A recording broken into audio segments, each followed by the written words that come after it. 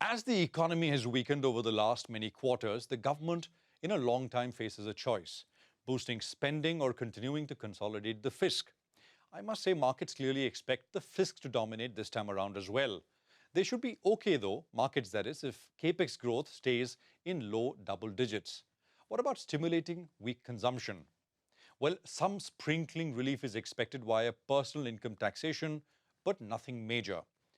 Now, as far as markets go, they've rallied off the lows meaningfully, but the mood is still sufficiently somber so that even a potentially non-eventful budget should have limited impact.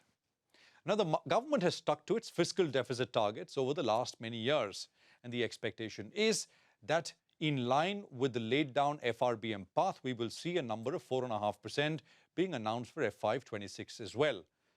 However, what the market would not like to see is another roadmap immediately in this budget to contract the deficit even more, hopefully providing itself some leeway to be able to spend. Now, this is the widespread expectation from the middle class and from the consumption sector. Some tax tweaks which puts more money in the hands of the consuming classes. As far as equity capital markets go, it's a no-brainer. Don't touch it. Don't touch capital market taxation unless it is to lower taxes. Some sectors in focus in the good olden days, you would have lots of expectations in specific sectors. Stocks would react in a big way to budget announcements, but that was all pre-GST. In terms of specifics, first and foremost, the push on infra, roads, capex continues. Power capex, something the market is focused on. A push for the PM Surya Ghar scheme would also be welcome. In terms of specific expectations, a basic customs duty on solar wafer is something to watch out for. Farmer-friendly schemes, and for the financial sector, measures to deepen bond markets to enable better access to funding in a generally difficult liquidity environment. I think that is a sectoral focus.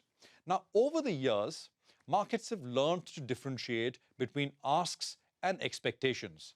So while there are many asks, expectations are not particularly high. To boot, as I said earlier, markets are sufficiently light in terms of positioning despite the recent rally from Monday's lows. This is a very good thing because in case the government chooses to stimulate, there is room on the upside.